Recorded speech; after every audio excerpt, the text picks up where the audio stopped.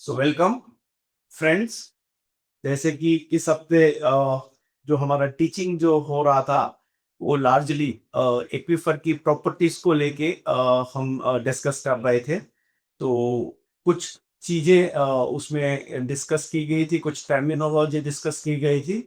तो आज जो है उसको हम प्रैक्टिकली करके देखेंगे कि ये कॉन्सेप्ट कैसे एक्टिव फील्ड में काम करती है।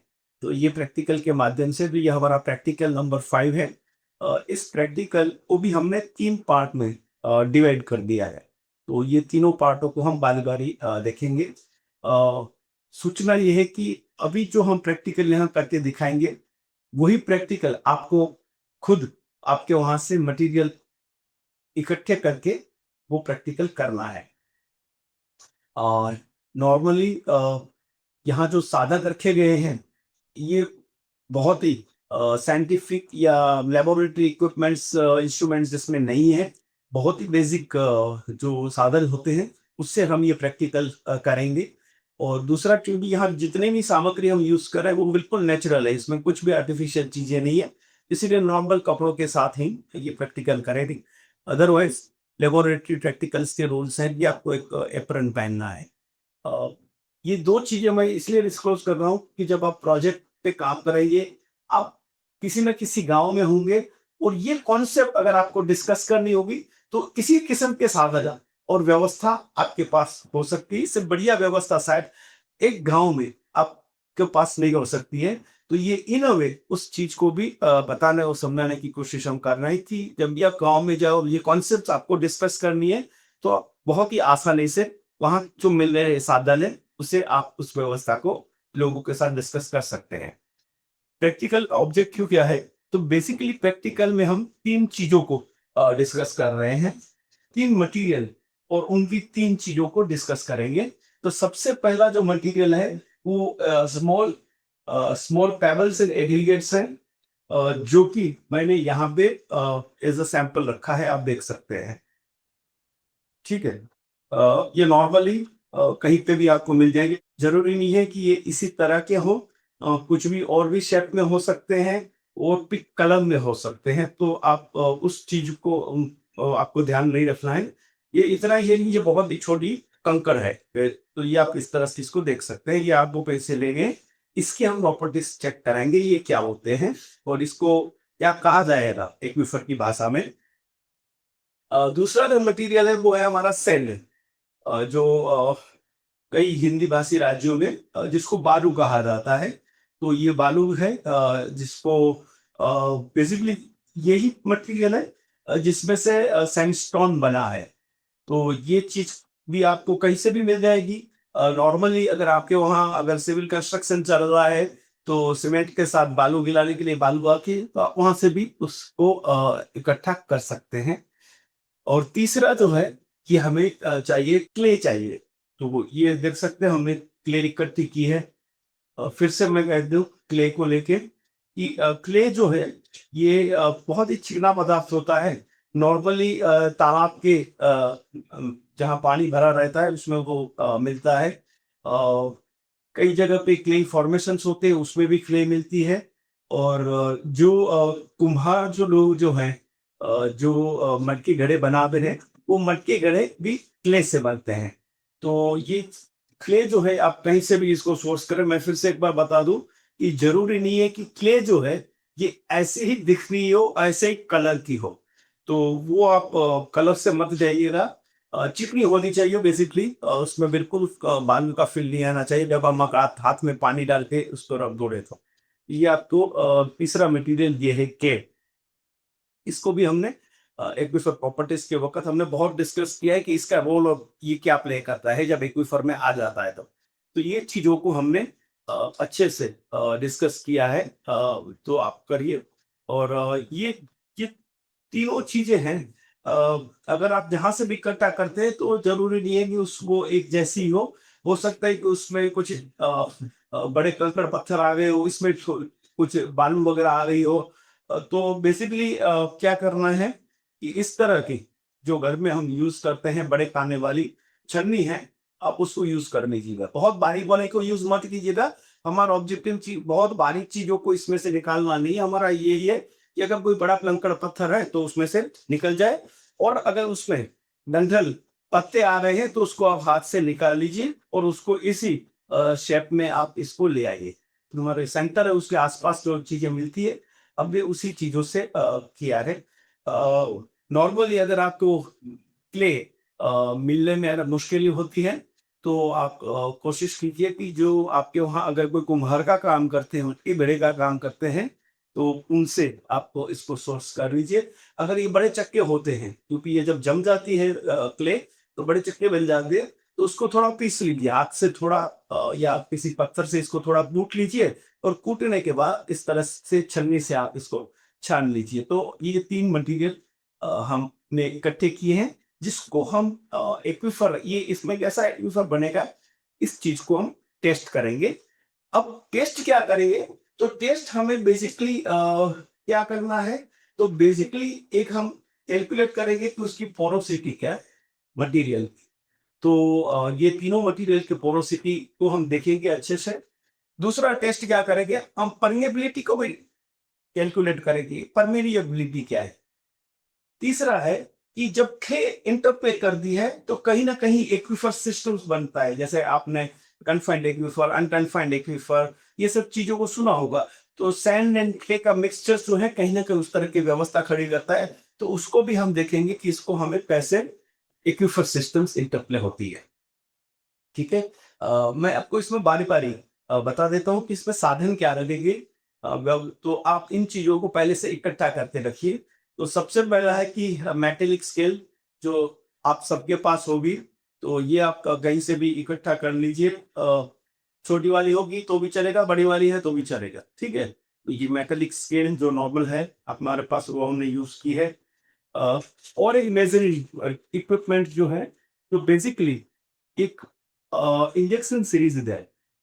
तो ये इंजेक्शन सीरीज आपको किसी भी दुकान से मिल जाएगी, तो वो लेना है। मैं आपको खोल के दिखाता हूँ कि ये इंजेक्शन सीरीज इस तरह की आपको मिलेगी। तो ये इंजेक्शन सीरीज जो है ये आपको कहीं से भी मिल जाएगी।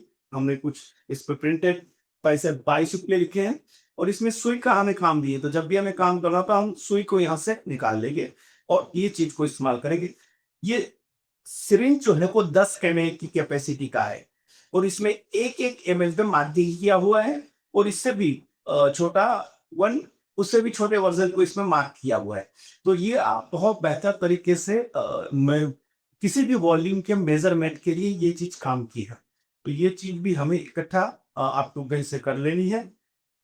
अ, इस तरह के नॉर्मल ग्लासेस लगेंगे। आप प्लास्टिक के ग्लासेस है, आप आराम से देख सकते हैं। नॉर्मली कहीं शादी ब्याह में पानी पिलाने के लिए सक्री ग्लास इस्तेमाल होते हैं, या कई बार आपने देखा होगा कि जो गन्ने का जूस जो बेचता है वो भी इस तरह का ग्लास रखता है। कोशिश कीजिए अप्रोक्सीमेटली 200 ml के मिले। अगर आपके शहर में अगर कोई प्लास्टिक बेचने वाला है, प्लास्टिक की थैली वगैरह बेचने वाला है, तो उनके वहां से भी मिल जाएंगे।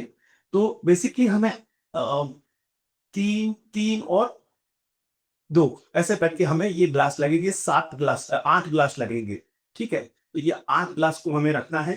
कुछ एडिशनल ग्लासेस हमें लगेंगे, जो मैंने 3 एक ग्लासेस रखे हैं, जो हम अगर पानी को हैंडल करेंगे, तो पानी को हैंडल करने के लिए भी हमें चाहिए होगा। अब इस पूरे काम के लिए कुछ टिश्यू पेपर्स हमें लगेंगे। तो अब टिश्यू पेपर्स जो नॉर्मली मार्केट से मिल जाएंगे, तो वो आप परचेस करके ले लीजिए। अगर टिश्यू पेपर नहीं भी मिलेंगे तो आप जो न्यूज़पेपर के कागज है उसको भी इस्तेमाल कर सकते हैं, लेकिन ये ऐसी चीज नहीं है कि जो हमें ना मिल पाए। हमें एक परमानेंट मार्कर पेन लगेगी, तो शायद वो भी होगी आपके पास। मैं फिर से कर रहा हूँ, परमानेंट मार्कर, बोर्ड मार्कर नहीं। तो ये चीज को आप इकट्ठा कर लीजिए। एक स्पून लगेगी, क्योंकि कुछ भी चीजें हमें किसी चीज पे डाली है, तो स्पून जो है वो हमें बहुत ही यूजफुल रहेगी उसको करने के लिए। अ, अब हमें लगेंगे एक दो, आप ये देख सकते हैं मेरे हाथ में है। यहाँ पे इसको पिन कहते हैं, ताचनी कहते हैं। पता नहीं और जगह पे इसको क्या एग्जैक्टली इसका नाम होगा, लेकिन नॉर्मली पेपर को इकट्ठा रखने के लिए इसको प्रेस से तो उसको डाला जाता है। तो इस तरह की पिन है, ये पिन हमें लगेगी, ज्यादा नहीं लगेगी, 2-3 लगेगी। ठीक है। एक हमें चीज लगेगी, मोमबत्ती और माचिस। तो ये 2 चीज़ें और लगेगी हमें। ये बहुत लंबे समय तक इस चीज़ों का इस्तेमाल नहीं करना है, तो छोटे से काम के लिए इसका हमें इस्तेमाल करना है। तो वो लगेगी। और एक साफ-सुथरा आप नैपकिन ले लीजिए। तो नैपकिन जो है, जब भी आप कुछ काम कर रहे हैं या आपका हाथ कुछ मिला-मिला होता है, तो उसको साफ करने के लिए आप इस्तेमाल कर सकते हैं। कोई भी ग्लास वगैरह है जिसमें पानी वाला है, तो सूख के हमें इस्तेमाल करना है। तो उससे नैपकिन से आप इसको फिर से सूखा कर सकते हैं। बहुत ही इम्पोर्टेंट एस्पेक्ट है कि बेसिकली तो हम एक्चुअली तो पानी का पूरा काम करना है, तो आपको पानी चाहिए होगा। तो आप एक काम कीजिए, एक ऐसे मग में साफ-सुथरा पानी ले लीजिए। आरओ का ही लेना है या बिसलेरी का ही लेना है, ऐसा कोई इसमें रिक्वायरमेंट नहीं है। जो भी साफ-सुथरा पानी अपने घर पे अवेलेबल है, उस साफ-सुथरे पानी को आप इसमें ले लीजिए। और ये जो पानी है, इसको हम एक्वीफर टेस्ट के लिए इस्तेमाल करेंगे। तो सांपी से पहले आपको ये चीज़ें एक बार इकट्ठा कर लेनी है, इसके बाद ही हम पूरे प्रयोग को आगे ले जाएँगे।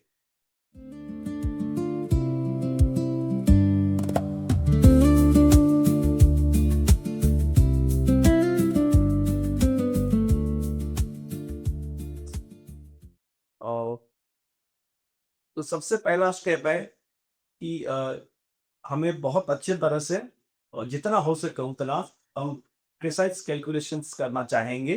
तो उसका शुरुआत होती है बेसिक मेजरमेंट से।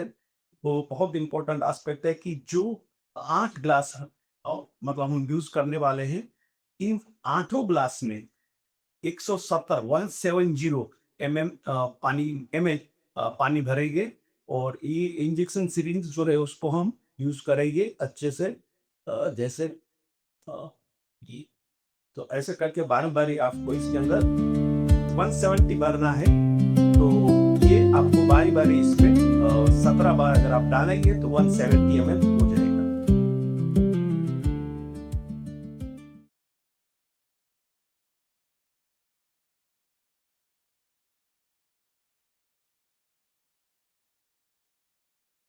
पाएँगे 15, 15 और ये हो गया 160 और ये हमारा हो जाएगा अब अल्टीमेटली 170। तो अभी इसमें 170 हो गया है। हमें कुछ नहीं करना है, जहाँ तक हमें पानी दिख रहा है, इसमें पहले हमें मार्क कर लेना है जहाँ तक पानी है। जैसे मुझे यहाँ तक पानी दिख रहा है तो मैंने पानी को यहाँ मार्क कर दिया। देख लीजिए मार्क आपको अच्छे से दिख रहा होगा। ठीक है? तो ये प्रक्रिया अ, अब क्योंकि हमने इनसेट 170 एमएल इसमें लिया था, तो जो बाकी के हमारे 8 ग्लास है, इसमें हम इस तरह से इसको मार्क फिर से कर देंगे। इसका पूरा का पूरा पानी अब अगर आप चाहें तो सिरिंज से एक बार फिर से पानी इसमें इस्तेमाल भर सकते हैं। अदरवाइज़ ये ग्लास का जो पानी जो था, वो आप इसमें डाल दीजिए। एक भी बूँद इसमें ना रहे वो देख लीजिए। और इसको आप इसमें भी फिर से अगेन आप 150 एमएल तो 170 एमएल का एक अच्छे से मार्क कर दीजिए। आप देख सकते हैं जैसे मैंने यहाँ पे भी किया है। ऐसे आपको मार्किंग आठों ग्लास जो है हमने जो लिए थे इसमें कर देना है। स्टॉप।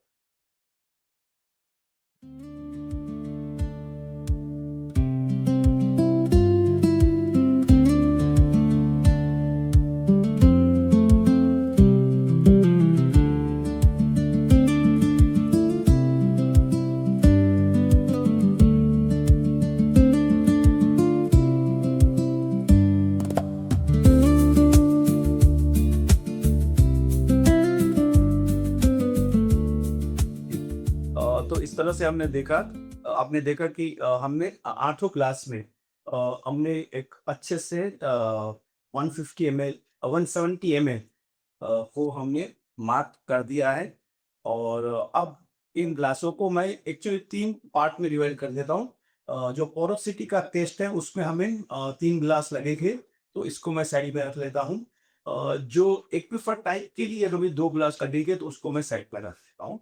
तो जो बीच में जो पार्ट 2 जो हमारा प्रैक्टिकल का है, ये है परमिएबिलिटी को कहीं न कहीं टेस्ट करेंगे। तो परमिएबिलिटी को अगर टेस्ट करना है, तो एक्चुअली हमें इन ग्लासों के नीचे छेद करने पड़ेंगे और छेद जो है, ये एंश्योर हमें करना है कि छेद बॉटम में ही हो और छेद जो है, वो इतने बड़े ना हों कि जिसमें से मटेरियल निकल जाए और छेद इतने भी ना हो छोटे कि वो क्योंकि प्लास्टिक है हमें अगर अच्छे से छेद नहीं किया तो वो फिर अपने आप इसमें से मतलब फिर वो जुड़ जाएगा तो उसमें से मतलब हम पानी नहीं निकल पाएगा।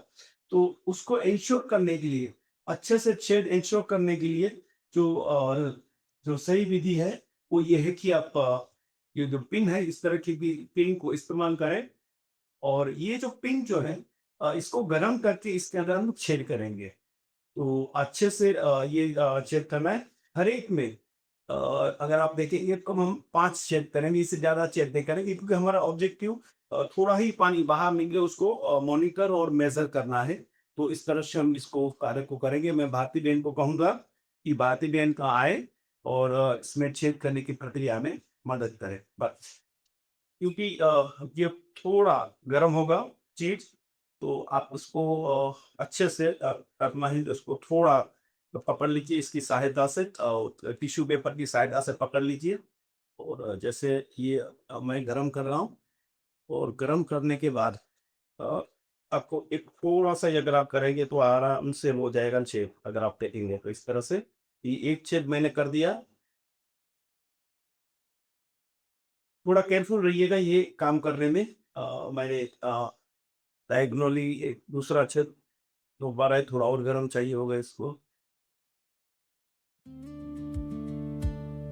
तो दूसरा भी मैंने एक छेद कर दिया।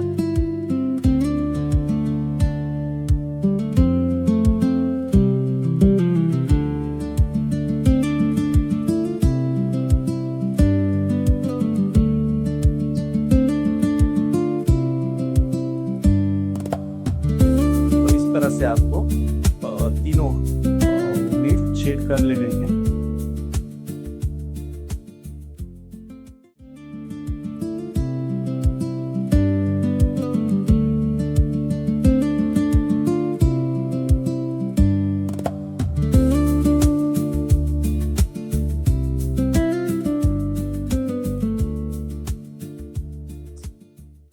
और तो सबसे पहला स्टेप है कि हमें बहुत अच्छे तरह से और जितना हो सके उतना हम प्रिसाइज कैलकुलेशंस करना चाहेंगे। तो उसका शुरुआत होती है बेसिक मेजरमेंट से।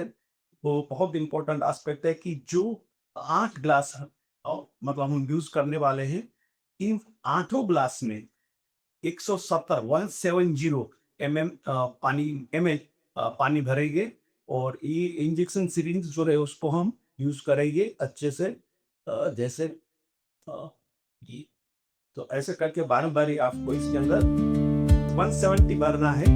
तो ये आपको बारी-बारी इसमें 17 बार अगर आप डालेंगे तो 170 एमएल हो जाएगा।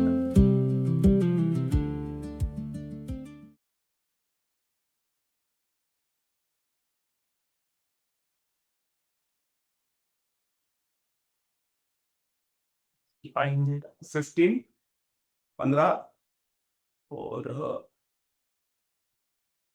ये हो गया 160 और ये हमारा हो जाएगा अब अल्टीमेटली 170। तो अभी इसमें 170 हो गया है। हमें कुछ नहीं करना है, जहाँ तक हमें पानी दिख रहा है, इसमें पहले हमें मार्क कर लेना है जहाँ तक पानी है। जैसे मुझे यहाँ तक पानी दिख रहा है तो मैंने पानी को यहाँ मार्क कर दिया। देख लीजिए मार्क आपको अच्छे से दिख रहा होगा, ठीक है? तो ये प्रक्रिया अ, अब क्योंकि हमने इनसेट 170 एमएल इसमें लिया था, तो जो बाकी के हमारे 8 ग्लास है, इसमें हम इस तरह से इसको मार्क फिर से कर देंगे। इसका पूरा का पूरा पानी अब अगर आप चाहें तो सिरिंज से एक बार फिर से पानी इसमें इस्तेमाल भर सकते हैं। अदरवाइज़ ये ग्लास का जो पानी जो था, वो आप इसमें डाल दीजिए। एक भी बूँद इसमें ना रहे वो देख लीजिए और इसको आप इसमें भी फिर से अगेन आप 150 एमएल तो 170 एमएल का एक अच्छे से मार्क कर दीजिए। आप देख सकते हैं जैसे मैंने यहाँ पे भी किया है। ऐसे आपको मार्किंग 8 ग्लास जो है हमने जो लिए थे इसमें कर देना है। स्टॉप।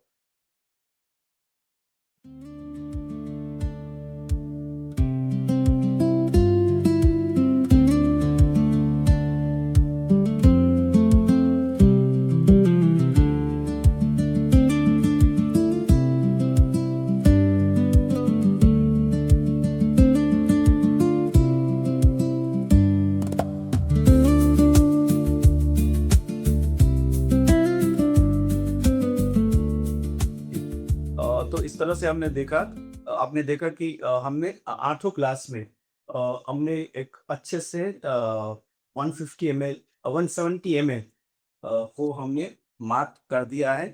और अब इन ग्लासों को मैं एक्चुअली 3 पार्ट में डिवाइड कर देता हूँ। जो पोरोसिटी का टेस्ट है उसमें हमें 3 ग्लास लगेंगे, तो इसको मैं साइड में रख लेता हूँ। जो एक्विफर टाइप के लिए अगर हमें 2 ग्लास लगेंगे तो उसको मैं साइड में रख देता हूँ। तो जो बीच में जो पार्ट 2 जो हमारा प्रैक्टिकल का है, ये है परमिएबिलिटी को कहीं न कहीं टेस्ट करेंगे। तो परमिएबिलिटी को अगर टेस्ट करना है, तो एक्चुअली हमें इन ग्लासों के नीचे छेद करने पड़ेंगे। और छेद जो है ये एंश्योर हमें करना है कि छेद बॉटम में ही हो, और छेद जो है वो इतने बड़े ना हो कि जिसमें से मटेरियल निकल जाए, और छेद इतने भी ना हो छोटे कि वो, क्योंकि प्लास्टिक है, हमें अगर अच्छे से छेद नहीं किया तो वो फिर अपने आप इसमें से मतलब फिर वो जुड़ जाएगा, तो उसमें से मतलब हम पानी नहीं निकल पाएगा।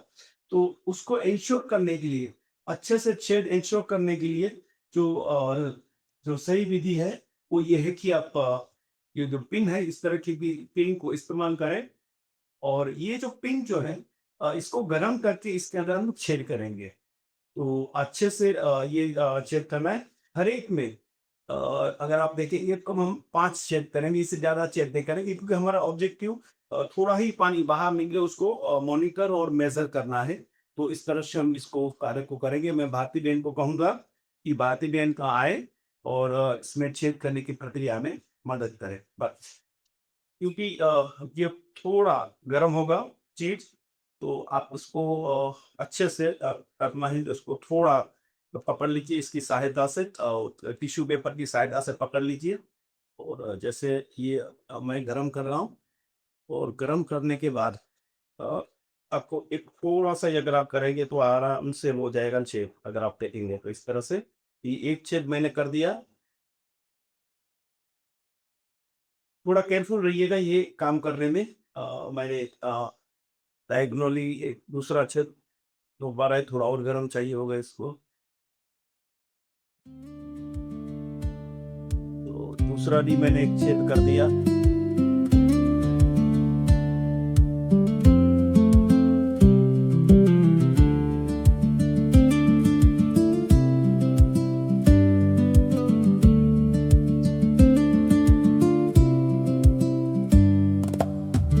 तो इस तरह से आपको तीनों लीफ छेद कर लेने हैं।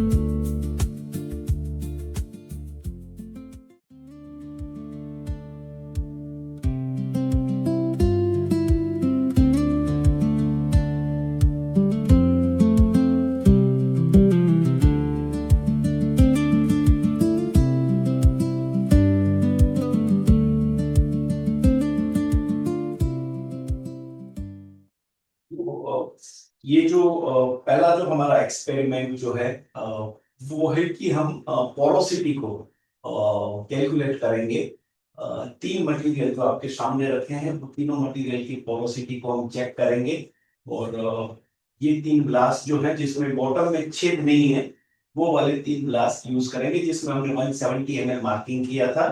चम्मच है जो मटेरियल ट्रांसफर करने के लिए काम में आएगा।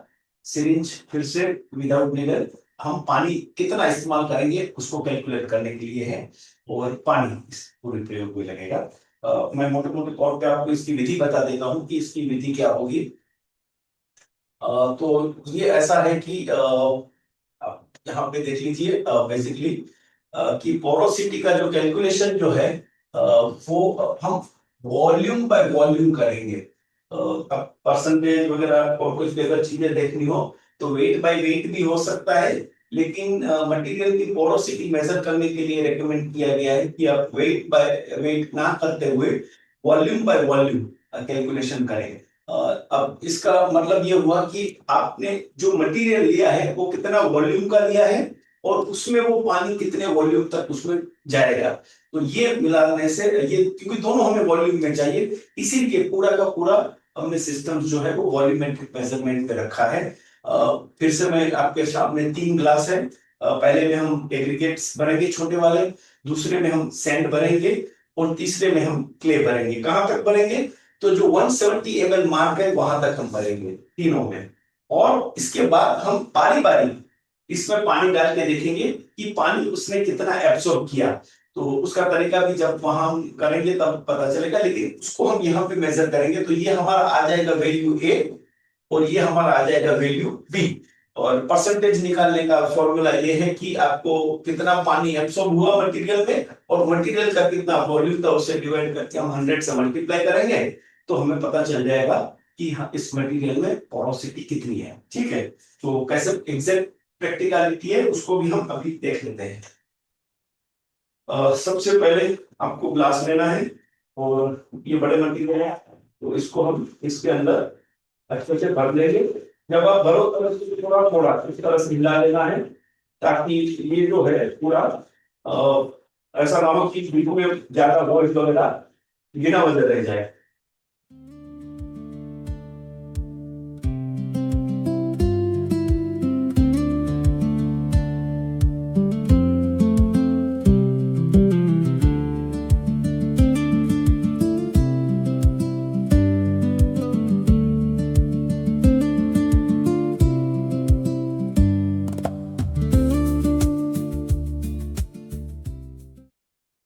दूसरा जो ग्लास जो है इसमें हमें जो सैंड भरना है तो सैंड भर लेंगे।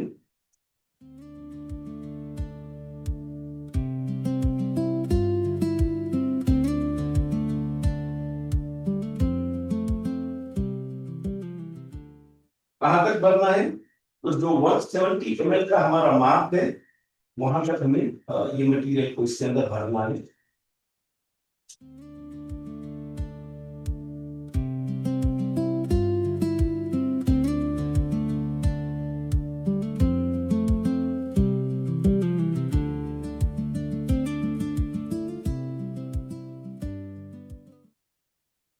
तो भी थोड़ा सा पता लेना है ताकि बिना वजह तो इसमें वॉइस ना आएगा।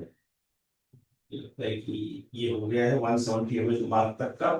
और अल्टीमेटली क्ले के साथ हम आ जाते हैं तो क्ले को भी इसके अंदर हम और कर देते हैं तो मदद से थोड़ी दबा लेते हैं ताकि बिना वजह कोई अननेचुरल वॉइस इसके अंदर ना आ रहे।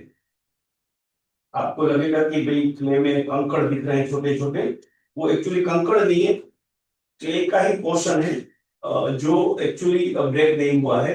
लेकिन जैसे ही वो पानी के साथ घुल मिल जाएगा तो वो आसानी से ब्रेक हो जाएगा। तो मंजूर हो जाएगा, ब्रेक तो नहीं होगा लेकिन बाकी आसपास के मटेरियल के साथ वो घुल मिल जाएगा। तो ये आपके सामने है तीनों मटेरियल हमने इस तरह से इसको ऑर्गेनाइज किए हैं। ठीक है, तो ये हमारा आ गया पहला जो चरण था कि हमने तीनों 170 ml ले लिया है।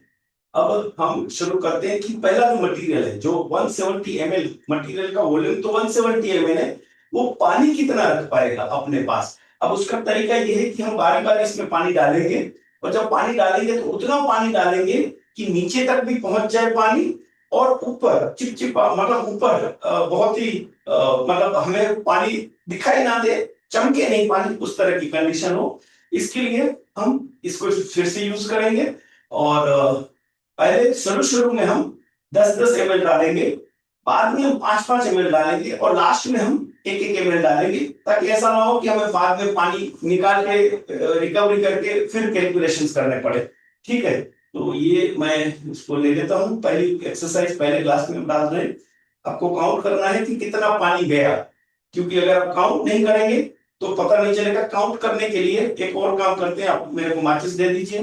एक अगर तिल्ली मैं साइड में रखूंगा तो उसका मतलब होगा कि मैंने 10 ml पानी इस्तेमाल किया है। तो जैसे ही मैं ये माचिस के लिए मैं इसमें डालता हूँ पानी, देखिए क्या होता है पानी के। आपको देखना है कि इसके साथ पानी का होता क्या है। आप और जूम कर लीजिए, आप इसको और जूम कीजिए, ठीक है। अब देखिए मैं पानी डालता हूँ, देखिए होता है क्या है। पहले 10 ml में डाल रहा हूँ, तो देखिए पानी कुछ भी सरफेस पे नहीं रहा, पूरा का पूरा पानी अंदर चला गया है। तो ये मैं यहाँ रख लेता हूँ पहले को। ये हमारा 10 ml गया। मैं फिर से कोशिश करता हूँ, फिर एक 10 ml लेता हूँ इसको। और थोड़ा ज्यादा आ गया तो थोड़ा इसको कम कर दे, ठीक है। ये दूसरा 10 ml गया। अब काउंट करने का एक तरीका ये है और कुछ नहीं है कि आप इसमें माचिस की तीली इसके साथ लगाते रहिए, उतनी जा रही है, ठीक है। अब देखिए पानी सीधा नीचे जा रहा है। आप एक ऑब्जर्वेशन आप ये भी कर रहे हैं कि पानी सीधा नीचे जा रहा है, लेकिन वो ऑब्जर्वेशन अभी हमें नहीं करना है। हमें करना है कि पानी ऊपर जब आएगा तब तक हमने कितना पानी इस्तेमाल कर लिया। तो ये हमारा तीसरा गया, तो ये तीसरी मैंने रख दी। आप उसमें देख रहे होंगे कि नीचे वाटर टेबल क्रिएट हो रहा है, वो अच्छे से आपको दिख रहा होगा। तो मैंने और चौथा कर दिया, ये 4 हो गया। और एक में और आ जाता हूँ, ठीक है। तो ये मैंने 5वां कर दिया। देखिए वाटर टेबल ऊपर आ रहा है, ऐसा आपको लगेगा, ठीक है। जो बाकी दो में शायद नहीं दिखेगा आपको।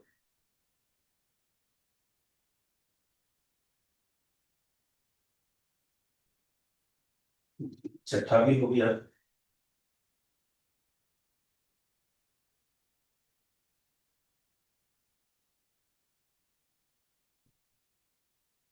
7वां भी हो गया। अब देखिए मुझे नहीं लगता कि अब एक पूरा 10 ml इसको चाहिए होगा। अभी ऊपर पानी दिख रहा है लेकिन पूरा नहीं दिख रहा है। तो मैं क्या करता हूँ कि अभी फिलहाल इसको 5 ml भर के रखता हूँ और देखता हूँ क्या होगा, ठीक है। तो 5 ml में से भी मैं बारी बारी पहले 4 से ये 1 ml मैंने डाला, ठीक है। तो 71 हुआ, 1 2 3 4 5 6 7, 7 के बाद एक 71 हुआ। और एक मैं डाल के देखता हूँ, 72 हुआ। और मुझे लगता है कि ठीक है, अब इससे ज्यादा कुछ नहीं हो सकता। कि मैं और डालूंगा तो पानी अब और ऊपर आ जाएगा, ठीक है। अगर लगता है तो मैं एक और डाल देता हूँ। 3 ml डाला, ठीक है। तो मैंने कुल मिला के 73 ml पानी इसके अंदर डाला, ठीक है। तो कैलकुलेशन कैसे होगा, अब आप देख सकते हैं कि ये जो पूरा जो खाली जगह थी इसके अंदर, वो पानी ने अपने आप भर ली है। और पानी ऊपर तक अभी हमें दिख रहा है, ठीक है। तो जैसे आपको समझाया गया था कि खाली जगह में हवा थी, तो हवा यहां से निकल चुकी है और उसकी जगह पानी ने ले ली है, ठीक है। तो इस तरह से हो गया और ये इमीडिएट हो जाएगा। हमारा जो काम जो है इसमें इमीडिएट हो जाएगा। तो हम कैलकुलेशन के तरीके पे आ जाते हैं।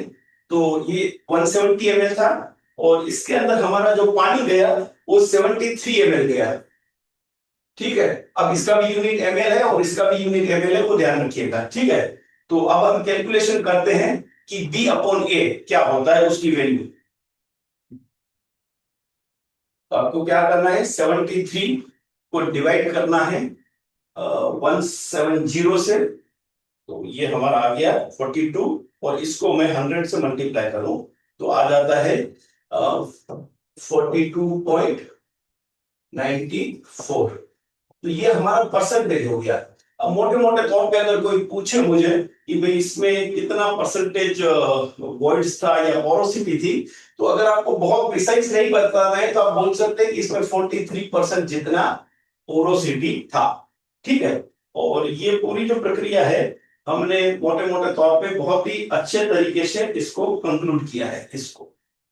अब सेकंड मटेरियल को ले लेते हैं फिर से। सेकंड मटेरियल जो है उसमें भी हमें 170 ml मटेरियल लिया है। अब पानी कितना लेगा वो हमें देखना है।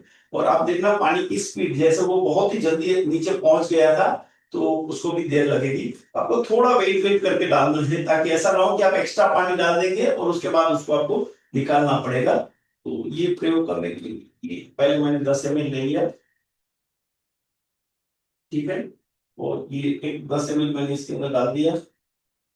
देखिए पानी जो है वो बहुत ही आसानी से, अभी तो मिट्टी सैंड जो है वो सोख रही है। 10 और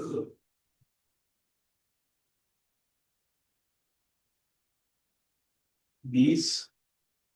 तो देखिए पानी नीचे जाना शुरू हो गया है।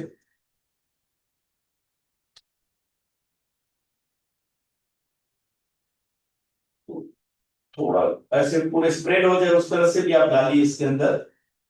तो ये हो गया 30। अब देखिए पानी जा नहीं रहा है, अभी ऊपर है। ऊपर इसलिए है कि वो नीचे सोइल में अभी जा रहा है। तो ऐसा नहीं है कि आप जल्दी जल्दी डालिए, तो आप थोड़ा वेट करके डालिए। अभी तक हमने कैलकुलेट किया कि 30 ml पानी गया है, लेकिन अभी भी नीचे जो है पहुंचा नहीं है पानी। ठीक है, अब हम इसमें फिर डालेंगे। ठीक है, ये इतना ही पानी लिया हमने 10 ml। तो इसको भी हम अच्छे से पूरे में स्प्रेड कर देंगे ताकि अच्छे से पानी पहुंचे नीचे तक। ठीक है, तो ये 40 ml तक चला गया। लेकिन देखिए अभी इसमें आप देख रहे हैं बबल निकलते दिख रहे हैं। तो इसका मतलब ये है कि पानी जहां जा रहा है वहां जो हवाएं हैं उसको वहां वो निकाल रहा है। ठीक है, आप देख सकते हैं कि कुछ नीचे तक अब पहुंचने की कोशिश कर रहा है। अभी वेट करते हैं क्योंकि ऊपर तो पानी ऊपर से तो सोख लिया गया है, लेकिन अभी वो नीचे जा रहा है। तो ऐसा नहीं है कि हमें बहुत जल्दी जल्दी डाल देना है। अगर ऐसा होता है कि आपने ज्यादा पानी डाल दिया पूरे एक्सपेरिमेंट्स में, तो आपको पानी रिकवर करके रिकैलकुलेशन करना पड़ेगा। तो फिलहाल आप उस चीज में मत पड़िए। जो नॉर्मली हम भले समय लगे लेकिन आप आराम से समय के साथ उसको कीजिए। ठीक है, मैंने फिर 10 ml ले लिया। तो मैं अभी डाल देता हूँ। तो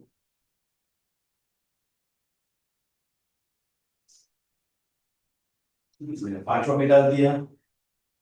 अब लिटरली वेट करते हैं क्या होता है। शायद हो सकता है कि पानी नीचे तक पहुंच जाए, पूरे में ना पहुंचे लेकिन पहुंच जाए।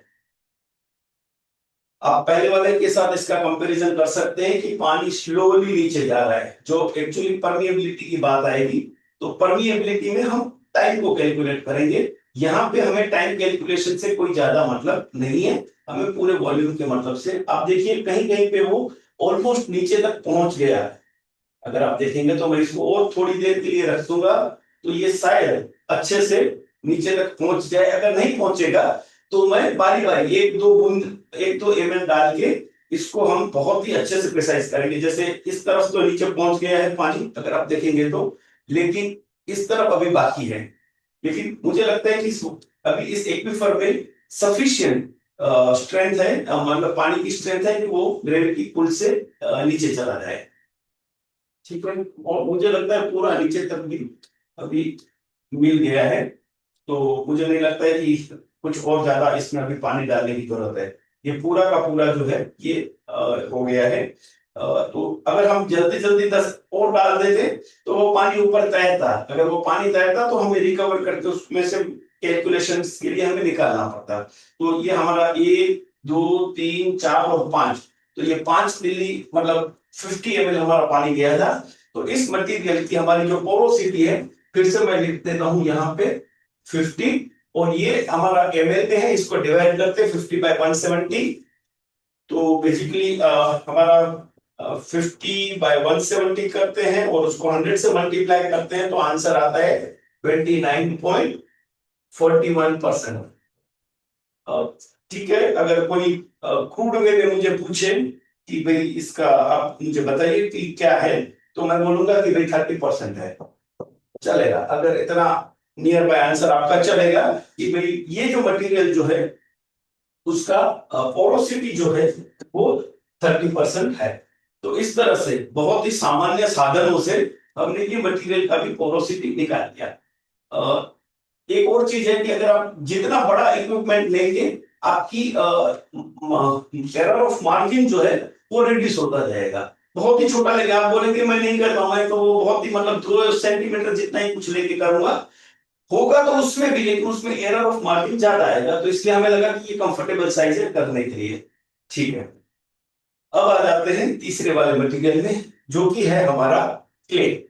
तो क्ले के लिए फिर से वही सिस्टम से हमारी इली को इस्तेमाल करेंगे और इसको देखेंगे क्या होता है। ठीक है, आप दो चीजों को ऑब्जर्व कीजिएगा इसके साथ कि किस रेट से पानी नीचे जा रहे हैं और किस रेत से मतलब पानी ऊपर जमा भी हो रहा है। तो मैं पहले तैरने में डाल के कोशिश करता हूँ कि क्या होता है। आप बहुत ही शांति से इसको ऑब्जर्व कीजिए, क्योंकि ऑब्जर्वेशन आपको आगे लिखने भी हैं। ठीक है, तो यहाँ पे मैंने पहले 10 ml के लिए डाल दिया। देखिए, तो जब मैंने डाला तो बहुत ही शुरू शुरू में तो उसने बहुत ही आसानी से पानी को एब्सॉर्ब किया और उसको नीचे ले जाने की कोशिश कर रहे हैं। क्यों? क्योंकि अभी उसके पास वॉइड्स है। ठीक है, अब मैं दूसरा, सॉरी, एक मिनट कैलकुलेशंस के लिए रख देता हूँ। ये एक हो गया हमारा। अब मैं देखिए दूसरा कर रहा हूँ। ठीक है, अब देखिए दूसरे के साथ प्रॉब्लम क्या हो रहा है, आप देख रहे हैं। दूसरे के साथ प्रॉब्लम ये हो रहा है कि नीचे पानी अब कम जा रहा है या बहुत ही कम जा रहा है, लेकिन ऊपर जमा हो रहा है। ये पानी जब तक नीचे नहीं चला जाएगा, हम अब इसके बाद वाला यूनिट नहीं डालेंगे। तो अब तक हमने इसमें 20 ml डाल दिया है। ये क्यों हो रहा है ऐसा? पानी देखिए, इसमें भी एक बबल, जो वर्ड्स है उसमें हवा है वो निकल रही है। ये ऐसा क्यों हो रहा है कि बहुत ही स्लो रेट से जा रहे हैं? क्योंकि एक तो पोर्स जो होते हैं इसमें कितने हैं पता नहीं, लेकिन जो भी होंगे बहुत बारीक होंगे। तो वो बहुत, जैसे इसमें बहुत फास्ट गया, दूसरे वाले में स्लो गया, लेकिन इसमें स्लो जाएगा। दूसरा होता है कि क्ले जो है उसकी प्रॉपर्टी है कि वो स्वेल होगी, वो फूलेगी। तो जैसे उसको पानी मिला तो पानी में तो फुली, तो जो रही सही जो पोर स्पेस जो थी, वो पोर स्पेस को भी उसने बंद कर दिया। तो आप समझिए कि ये कितना डिफिकल्ट टास्क रहा होगा। अब देखो ऐसे तो दो दो को ही करने में अभी हमें समय लग रहा है। अभी पूरा पानी हमारा एब्सॉर्ब नहीं हुआ है। तो आप बहुत ही डिस्टिंक्ट वे में समझ सकते हैं कि ये क्या हो रहा है इसके साथ। देखिए बहुत ही स्लो वे में, क्योंकि बबल भी जो है वो जल्दी फूट नहीं रहा है अगर एक बार बना है तो, क्योंकि इतने फोर्स से पानी को नीचे जाने ही नहीं देता है। तो ये अभी तो ऊपर पानी तैर रहा है, कितने नीचे तक जाएगा वो हमें पता नहीं है। तो अभी इसको वेट करते हैं, वो तीसरा यूनिट डाल के देखते हैं कि क्या होगा। आप ये भी समझने की कोशिश कीजिएगा कि जब बारिश होगी और बारिश होने के बाद पानी जब नीचे जाएगा तो किस मटेरियल के साथ किस तरह से बिहेव करेगा, चाहे वो इन्फिल्ट्रेशन की बात हो, चाहे वो पर्कुलेशन की बात हो। लेकिन इसमें हम पोरोसिटी टेस्ट कर रहे हैं। मुझे लगता है कि कुछ पानी चला गया है, तो मैं थर्ड वाला यूनिट भी इसमें डाल के देखता हूँ क्या होता है।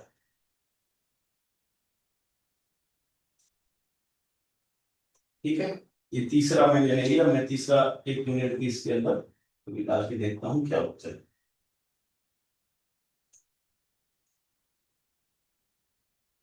तो आप देख सकते हैं कि तीसरा जो यूनिट जो है वो पूरा का पूरा फिलहाल तो पानी के ऊपर तैर रहा है। पानी बहुत फास्ट वे में नीचे नहीं जा रहा है। आप ये भी इसको देख सकते हैं। कुछ वेट करते हैं कि पानी कैसे जाएगा कैसे नहीं जाएगा। तो देखिए बहुत ही स्लो वे में जा रहा है और ऊपर पानी भरा हुआ है। जिस रेट से इनिशियली गया, आप ये भी ध्यान रखिए, जिस रेट से पानी इनिशियली गया उसके बाद नहीं जा रहा है। क्यों नहीं जा रहा है? क्योंकि जो बची हुई और स्पेस जो थी ऊपर के भाग में, वो क्ले स्वेल होने की वजह से उसने वो जगहों को रोक लिया है। तो अब बहुत ही मुश्किल हो रही है पानी को नीचे जाने में। तो ये जो है पूरी प्रक्रिया इस तरह से आप देख सकते हैं हो रही है।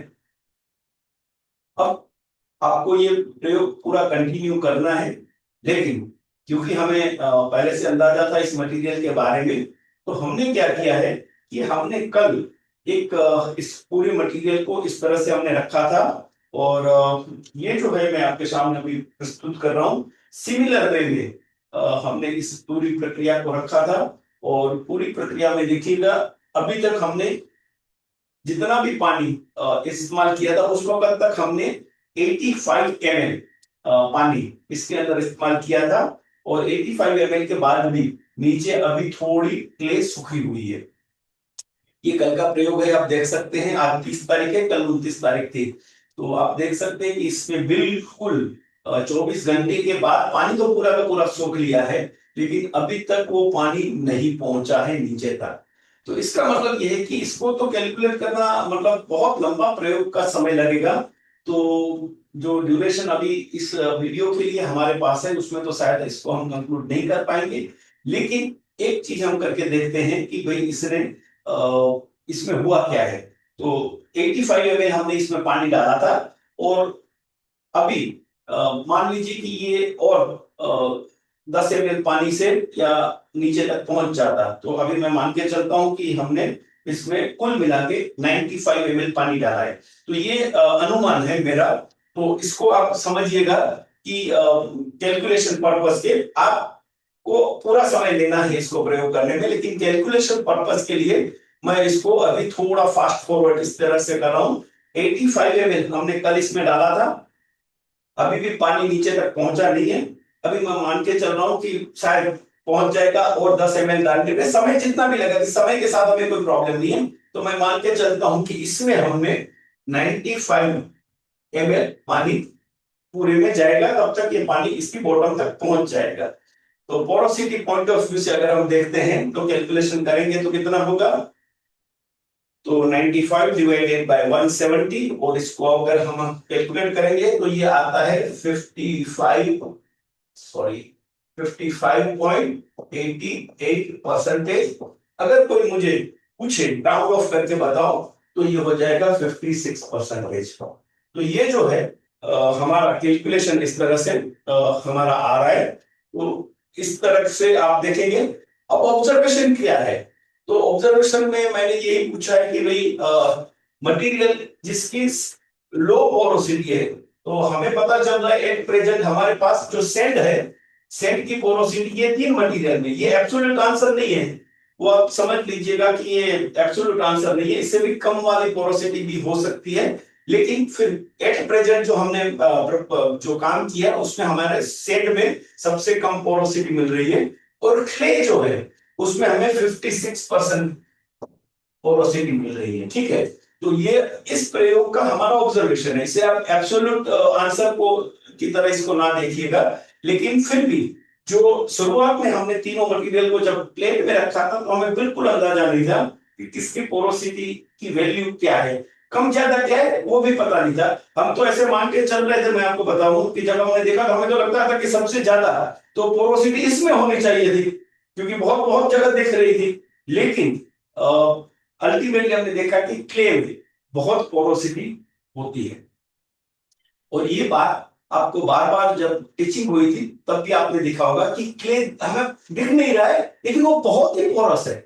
तो ये जो पर्टिकुलर एक्सपेरिमेंट जो था उसका हमारा ऑब्जेक्टिव था कि हम फील करें मटेरियल को, और उसकी उसकी उसकी इम्पैक्ट क्या हो सकती है उसको हम कहीं ना कहीं अंडरस्टैंड एंड विजुअलाइज कर सके।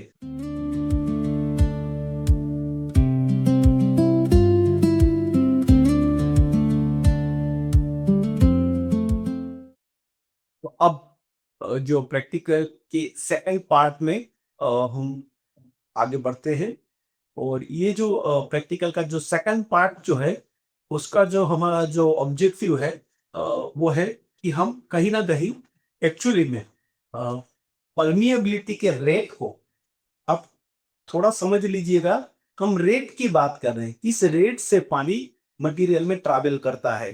तो जैसे आप समझे थे परमिएबिलिटी, जनरल परमिएबिलिटी एक जनरल टर्म है जो एक प्रोसेस के लिए यूज की जाती है। तो उसको कई बार हम हाइड्रोलिक कंडक्टिविटी, टेक्निकली उसको हाइड्रोलिक कंडक्टिविटी भी हम कहते हैं। और ये जो हाइड्रोलिक कंडक्टिविटी जो है, ये परमिएबिलिटी, वो जब हाइड्रोलिक कंडक्टिविटी होती है तो प्रोसेस, तो परमिएबिलिटी एज अ प्रोसेस है।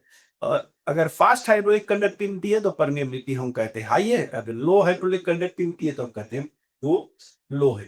ठीक है, इसका यूनिट क्या है, तो इसका यूनिट एक्चुअली में अगर देखेंगे तो लेंथ है, जैसे पहले आपने देखा था, डिवाइडेड बाय टाइम। ठीक है, तो बेसिकली हम ये देखते हैं कि कितने समय में कितना पानी, कितने अंतर तक पानी ने ट्रैवल किया है, तो पर यूनिट ऑफ टाइम।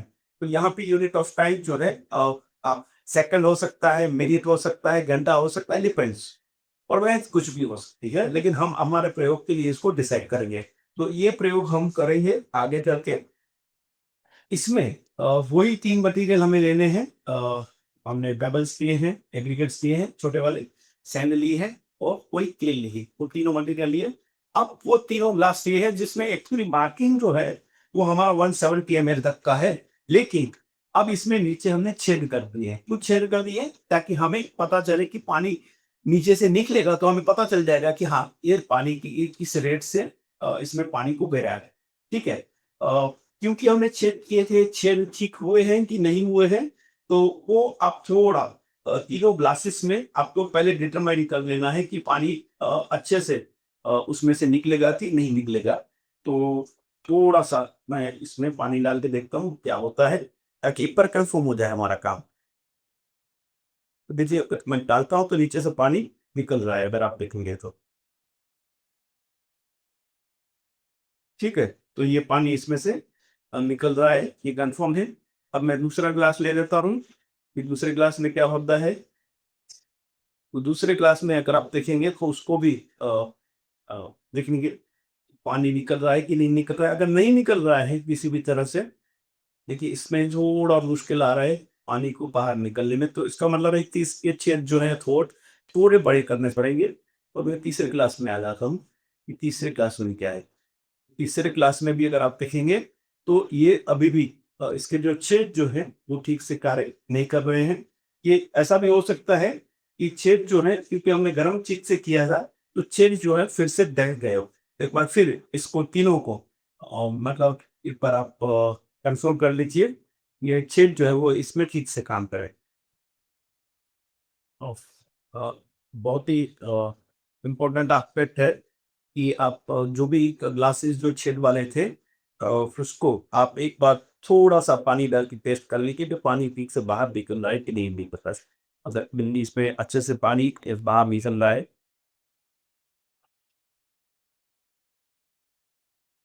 उसको भी चेक कर दूसरे में से भी वो पानी निकल रहा है। और तीसरे ग्लास को भी हम चेक कर रहे थे, तो तीसरे ग्लास में भी हाँ मुश्किल है, मतलब तो वही लाइव पानी ठीक है जाएगा। चलिए ठीक है, उसमें भी पानी निकल रहा है, तो इसका मतलब है कि तीनों ग्लासेस का पानी निकल रहा है। अब क्योंकि हमें पूरे प्रयोग में ड्राई सिस्टम्स रेडी है, तो क्योंकि हमने पर चेक किया था, तो अब इसको आप अच्छे से ड्राई क्यों नहीं, ताकि कहीं के भी हमारी मिट्टी या कुछ भी नमी गल है वो इसके अंदर टिके नहीं।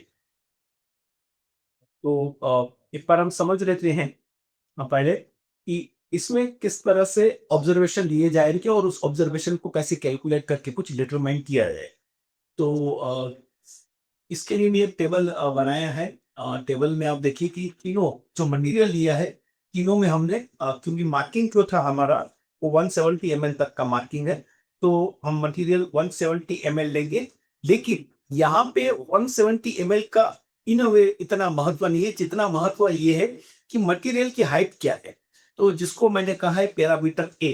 तो बेसिकली हमें क्या करना है कि हमें जो इस तरह की स्केल आती है, उस स्केल से हमें इसमें कितना मटेरियल जाएगा उसको कहीं ना कहीं मेजर करना है। तो अगर मैं इसको मेजर करता हूँ इस तरह से, अगर आप मेजर करेंगे, मैं आपको थोड़ा आगे आके और दिखा देता हूँ। जो आप देखेंगे तो यहाँ पे आप डबल साइड दिखाई देगा। तो मुझे जो पढ़ाई दे रहा है वो 7 सेंटीमीटर है, और हो सकता है कि 7 और 2 सेंटीमीटर है, मतलब 7 सेंटीमीटर है और 2 सेंटीमीटर और है। ये क्योंकि एक जैसे ही ग्लास थे, अगर आपको चाहिए होगा तो आप इसको एक बार फिर से वेरीफाई कर लीजिएगा। तो इसमें भी मुझे सिमिलर वे में ही रीडिंग मिल रहा है, और इसमें भी मुझे इन अ वे कहीं ना कहीं वो सिमिलर रीडिंग मिल रहा है। तो मैं मान के चल रहा हूँ कि जो मार्किंग मैंने किया था वो जो है 7.2 इसका यूनिट सेंटीमीटर है। तो कहीं ना कहीं इसका जो मेजरमेंट आएगा वो 7.2 सेंटीमीटर है। इसका में क्योंकि सेम क्लास है तो वो भी 7.2 में है, और तीसरा में सेम 7.2 सेंटीमीटर है।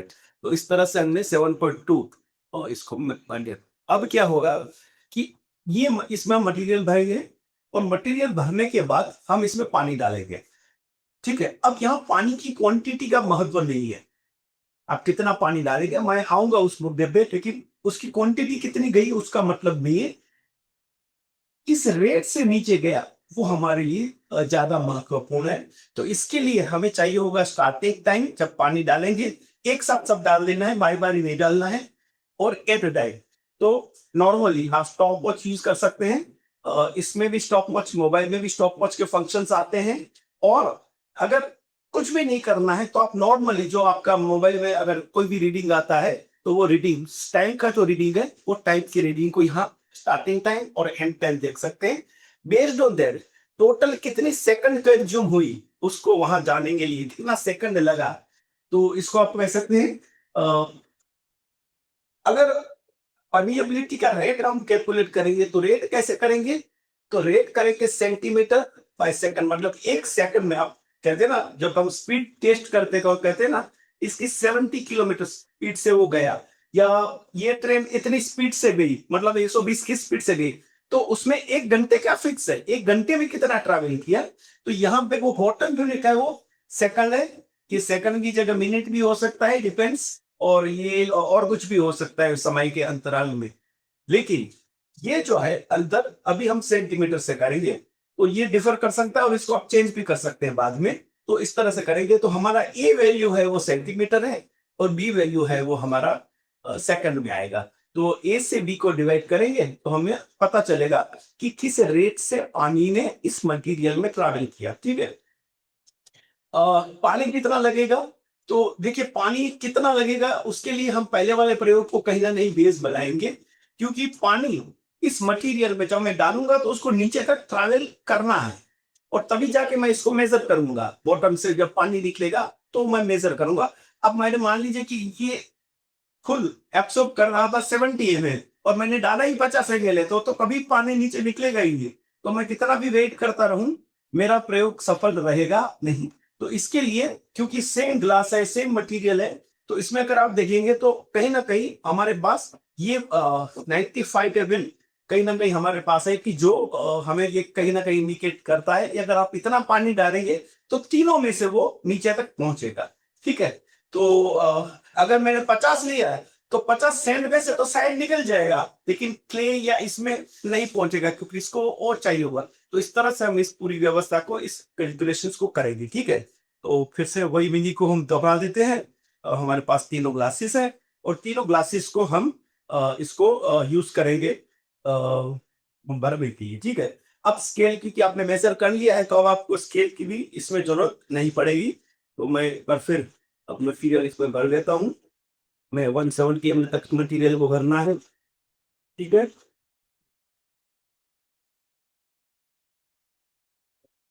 पक्का पालन किएगा, ताकि आर्टिफिशियल मतलब डालते वक्त जो बड़ा वॉल्यूम जितना रह गया हो, तो उसमें से वो निकल जाए। ठीक है, मुझे लगता है कहीं ना नहीं ये यार आपके है तो ही खाली होते। ठीक है, तो ये जो मटेरियल जो है, ये हमने 170 ml तक हमने भर लिया। सेकंड में सैंडल लेना चाहिए, सैंपल ले लेंगे।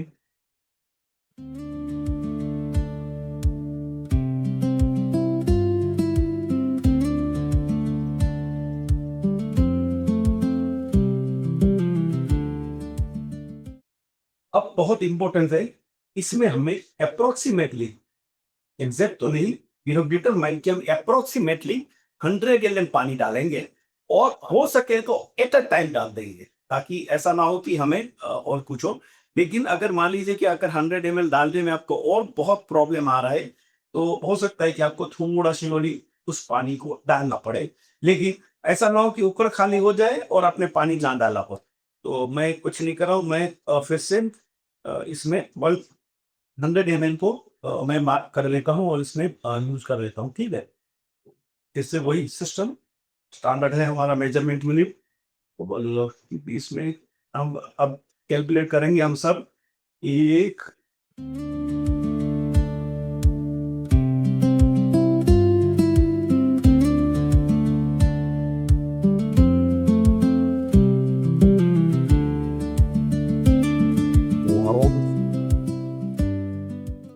ये, 10। ठीक है, मैं मेरी सुविधा के लिए एक और काम कर लेता हूँ। इसमें 100 ml पे जितना पानी भरा गया है उसको मैं मार्क कर लेता हूँ, वो ऊपर मैं 100 लिख देता हूँ। ठीक है, इस तरह से क्यों? क्योंकि बारी बारी मुझे ऐसे मेजर करके नहीं डालना पड़े, और इसमें रिजर्व बैंक का कोई बड़ा ज्यादा रिलेवेंट नहीं है। ठीक है, तो ये हमने 100 ml पानी भर लिया, और अब हम 100 ml पानी को पहले में डालेंगे, पहले वाली यूनिट में डालेंगे। तो ये दो वाले को अभी मैं साइड में रख लेता हूँ, और अब यहाँ आ जाता हूँ। हाँ, अब यहाँ आ जाता हूँ। अब सबसे बड़ा इम्पोर्टेंट एस्पेक्ट इसमें आपको ये देखना है कि ये मटेरियल जैसे पहले वाले में हमने देखा, जैसे ही हम पानी डालेंगे वो तुरंत नीचे आ जाएगा।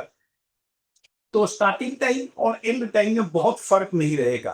तो वो आपको बहुत ही केयरफुली आपके मोबाइल के साथ इसको मतलब मॉनिटर करना है। भारती को मैं कहूंगा कि भारती स्टार्टिंग टाइम की स्टार्टिंग जो भी जब भी मुझे स्टार्ट करेगी, मैं मैं स्टार्ट करूंगा और मैं एंड कहूंगा तो वो फाइनल टाइम को नोट कर लेगी। ठीक है, इसमें आपके मोबाइल में स्टॉप वॉच भी होते हैं, आप उसको भी इस्तेमाल कर सकते हैं। दूसरा कि इसमें ना बहुत ही ज्यादा क्वांटिटी की पानी बाहर निकलेगा, क्योंकि इसमें मतलब जरूरी नहीं है कि पूरा का पूरा भरे। तो उस चीज को ध्यान में रखते हुए हम एक काम करेंगे कि पानी को टिश्यू पेपर पे रिकवर करेंगे। तो एक काम करते हैं पानी को, लेकिन पानी बहुत सारा हो जाएगा टिश्यू पेपर पे, लेकिन करते हैं चलिए टिश्यू पेपर पे ही पानी को हम रिकवर करेंगे। तो हमने क्या किया है कि कुछ टिश्यू पेपर्स को मैं यहाँ पहले जमा लेता हूँ। ठीक है, और ये टिश्यू पेपर्स के ऊपर मैं इस ग्लास को रखूंगा। ठीक है, तो ये ग्लास को मैं टिश्यू पेपर के ऊपर रखूंगा और एक साथ में डालूंगा। अब आपको मुझे स्टार्ट करना है, मैं डाल दूंगा और मैं स्टॉप करूंगा, अब आपको स्टॉप कर लेना है। ठीक है।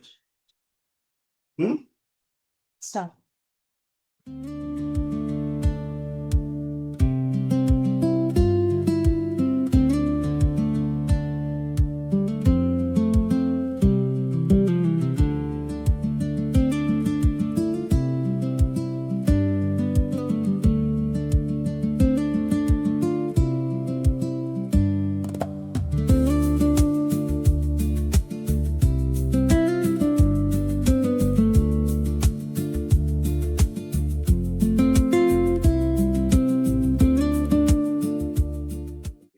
तो पहला कैलकुलेशन हम कर लेते हैं।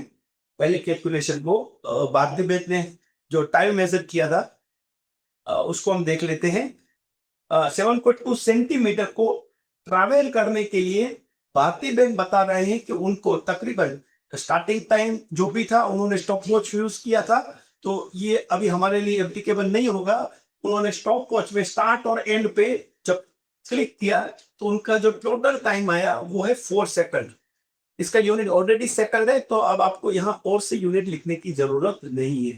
तो ये हो गया आपका 4 सेकंड में इतना हुआ। ठीक है, अब हमें रेट चाहिए, परमिएबिलिटी का रेट चाहिए। तो परमिएबिलिटी का रेट क्या होगा कि sorry centimetre divided by second. तो 7.2 को ट्रैवल करने में कितना समय लगा, 4। तो 1 सेकंड में कितना, क्योंकि आप उसको हम मेजर मान के चलेंगे, क्योंकि इसका भी अगर आप कंडक्टिविटी का भी अगर रेट देखेंगे तो लेंथ वर्सेस टाइम होता है। तो आप मुझे बताइए 7.2 डिवाइडेड बाय 4 1.8. तो एक्चुअली 1.8 यहाँ जवाब आया। अब इसका यूनिट क्या होगा 1.8 का, तो 1.8 का होगा कि 1.8 इतना सेंटीमीटर उसने प्रति सेकंड पानी में ट्रैवल किया। ठीक है, तो ये फास्ट है कि स्लो है, इसको अभी हम डिटरमाइन नहीं करेंगे। ठीक है, लेकिन हमारे पास आंसर आ गया है। इसका मतलब ये हुआ कि एक्चुअली 1 सेकंड में पानी ने 1.8 सेंटीमीटर डाउनवर्ड ट्रैवल किया। ठीक है, ये रेट मिल गया। ओके, तो यहां से अब हम चलते हैं दूसरे वाले प्रयोग की ओर। दूसरे वाले प्रयोग में भी हम सेम करेंगे। अब इस मटेरियल की हमें जरूरत नहीं, इसको मैं यहाँ इस तरफ साइड में रख लेता हूँ। अब इसमें फिर से मैं 100 मार्क जितना पानी में ले लेता हूँ। मैंने एक्चुअली डाल तो सब नहीं आता, लेकिन कुछ मेरे बाद तो उसमें से रिकवर कर लिया था। ठीक है, और ये जो है हमारा सेकंड प्रयोग है, आप देख सकते हैं आराम से। और मैं 100 ml की जितना इसमें पानी एक साथ डाल दूंगा। तो इतना ही है कि स्टार्टिंग टीम मुझे बताएगी, तब मैं पानी पूरा डाल दूंगा और एंड मैं बताऊंगा कि नीचे पानी कब आया। मैंने 100 ml पानी डाल दिया। आप देख रहे हैं कि पानी नीचे बारिश कर रहा है, और जब पानी बारिश कर रहा है तो मैं इसको नीचे दे रहा हूँ। अब क्या होगा, अभी तक पानी बोतल तक नहीं पहुंचा है। मैं नीचे रखूंगा और देखूंगा कि पानी पहुंचा कि नहीं पहुंचा, क्योंकि जैसे ही टिश्यू को पानी छुएगा टिश्यू गीला होना शुरू हो जाएगा। ठीक है, अभी तक पानी नहीं पहुंचा है, अब पहुंचना शुरू हुआ। देखिए देखिए पानी टपक रहा है, पानी टपक रहा है। तो अब स्टॉप कर दीजिए। ठीक है, तो अब इसका भी एक कैलकुलेशन कर लिया जाए। फिर से हमने स्टॉप वॉच यूज किया था, तो शायद स्टार्टिंग टाइम और एंड टाइम का कोई महत्व नहीं रहेगा। और तो इसको मैं क्रॉस मार्क कर देता हूं। अगर आपने किया है तो मिनट सेकंड से आप इसको कैलकुलेट कर लीजिएगा। तो भारती बहन बता रहे हैं कि 30 सेकंड्स का टाइम इसको लगा है इतने को ट्रैवल करने में, डाउनवर्ड ट्रैवल करने में। ठीक है, और कितना अंतर उसने ट्रैवल किया था, तो उन्होंने 7.2 मीटर का अंतर ट्रैवल किया था। तो अगर अब ये चाहिए क्या कि कितने एक सेकंड में कितना ट्रैवल किया, तो 7.2 डिवाइडेड बाय 30, 0.24 सेंटीमीटर प्रति सेकंड। तो ये हमें एक सेकंड एक आंसर हमें मिला कि इस रेट से पानी ने ट्रैवल किया। तो तीसरे प्रयोग में जाने से पहले इसको हम इवोल्यूट करते हैं कि इसका मतलब क्या हुआ। पहले वाले मटेरियल में एक सेकंड में पानी 1.8 मीटर दौड़ गया। आप ऐसे समझने की कोशिश कीजिए कि पहले वाले प्रयोग में एक सेकंड में पानी 1.8 मीटर तक दौड़ गया। 1.8 को 1.80 आप कह दीजिए।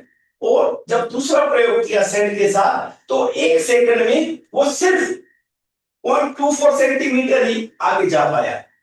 आप समझ रहे हैं? तो इसका मतलब है कि पहले वाले की कंपैरिजन में ये बहुत ही स्लो वे में पानी ने डाउनवर्ड पर्कुलेट किया, डाउनवर्ड ट्रैवल किया इस चीज को।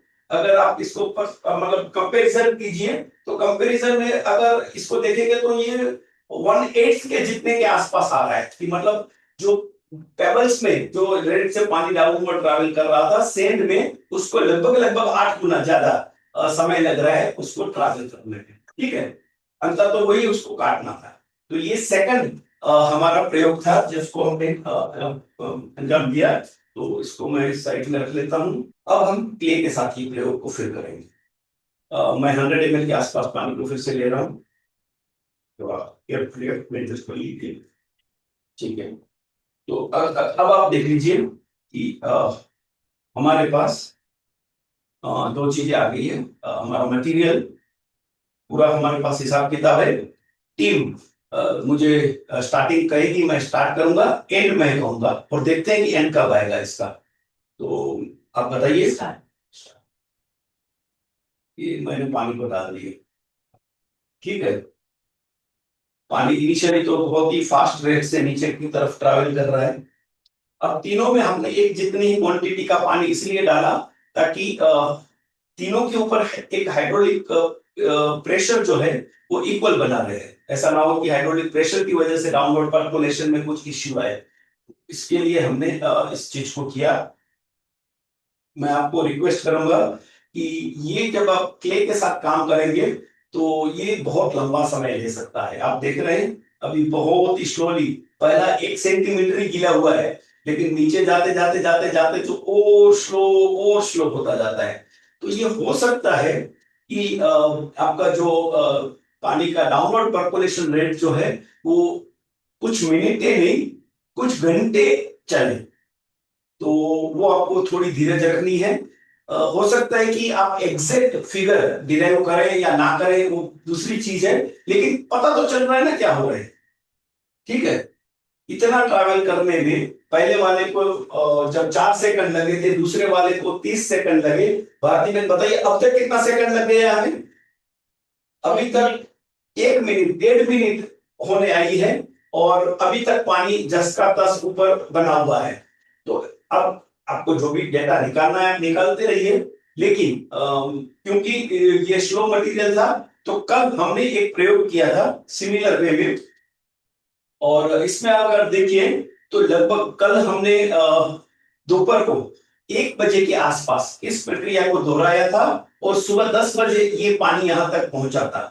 आप समझने की कोशिश कीजिए, हो सकता है कि आपके केस में वो डिफर करे। अब मैं कैलकुलेशन करके आपको बताता हूं कि इतना ट्रैवल करने में उसको कितना समय लगा।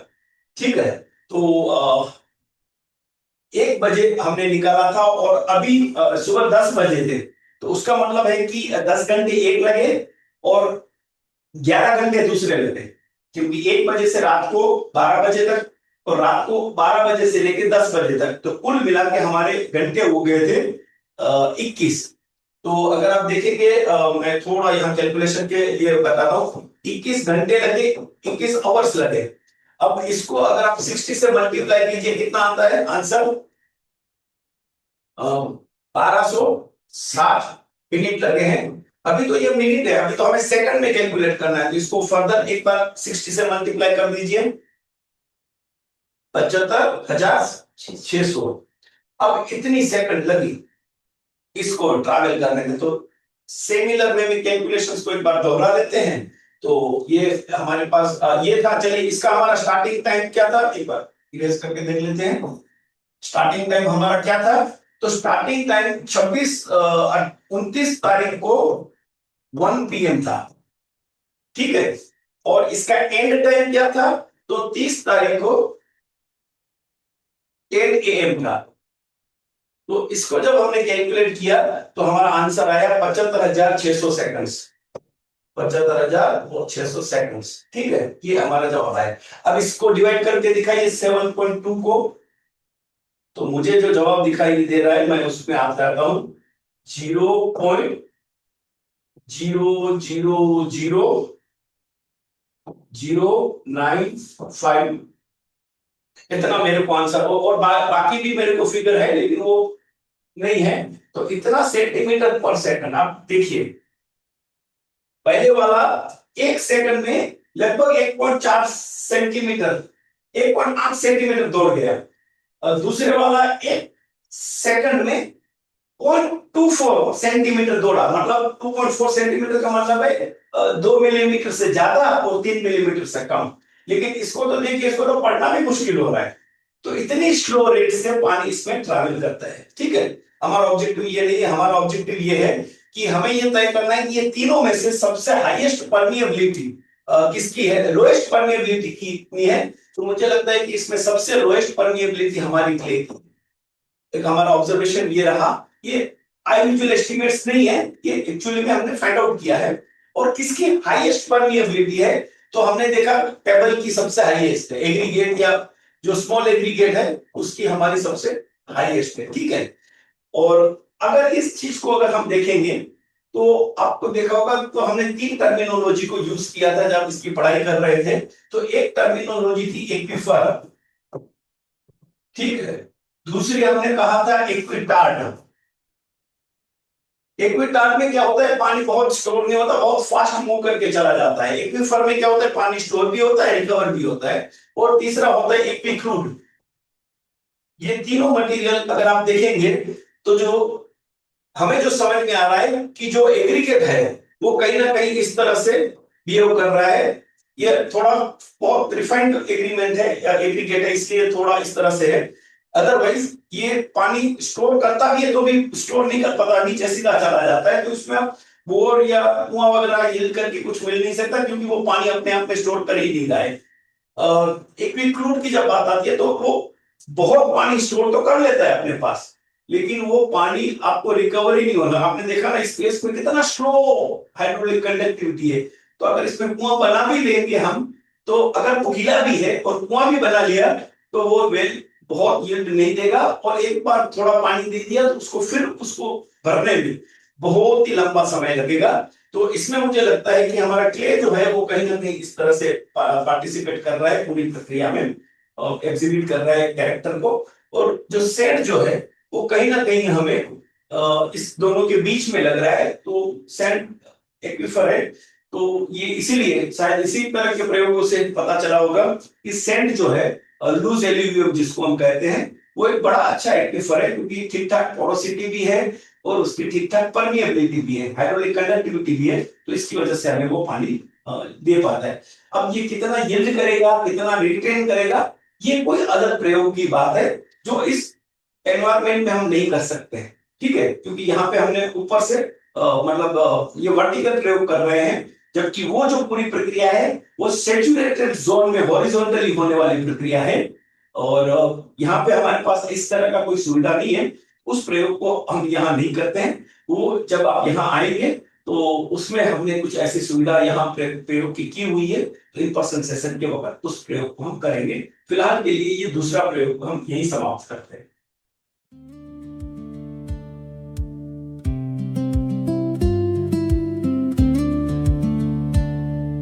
तो अब जो प्रैक्टिकल नंबर जो 5 जो था, उसमें जो तीसरा पार्ट जो है प्रैक्टिकल, तो उसको हम कंडक्ट करते हैं। और ये जो कंडक्ट करने का जो ऑब्जेक्टिव है, वो ये है कि हमें कुछ अंडरस्टैंडिंग्स डेवलप करनी है या उसको विजुअलाइज करना है। तो इसमें मेजरमेंट का इन अ वे बहुत रोल नहीं है। तो आप उसको इस तरह से देखिए। मैं इसकी पूरी विधि समझा देता हूँ, इस पे विधि क्या करनी है। तो बेसिकली हम एक्विफर टाइप को अंडरस्टैंड करेंगे बेसिकली। और इसमें हमने देखा था कि जब एक्विफर बढ़ता है तो कई कई बार नीचे या बीच में या ऊपर वो एक इम्परवियस लेयर आ जाता है। ये इम्परवियस लेयर कोई हार्ड रॉक का भी हो सकता है, ये इम्परवियस लेयर कोई क्ले फॉर्मेशन का भी हो सकता है। लेकिन उसकी वजह से क्या होता है कि एक्विफर जो है, जो मेन एक्विफर है, उसको कहीं ना कहीं वाटर के साथ उसके रिलेशन को इफेक्ट करता है। तो वो कैसे इफेक्ट करता है उसको विजुअलाइज करना है, अंडरस्टैंड करना है। तो बेसिकली हम इस बार 2 ग्लास लेंगे, इस बार हम 3 ग्लास नहीं ले रहे हैं। फिर से ग्लास को 170 ml तक मार्क कर दिया है हमने, ताकि उससे ज्यादा चीज हम उसमें ना भरें। तो पहला ग्लास जो है उसमें बॉटम में हम सैंड को फिल करेंगे, और टॉप में ऊपर अप्रोक्सीमेटली 1 इंच जितना विद इन द सिस्टम, मतलब जो मार्क के अंदर ही रहते हुए हम 1 सेंटीमीटर 1 इंच जितना हम क्ले लेयर को फिल करेंगे। तो ये पहले ग्लास को फिल करने की तरीका है।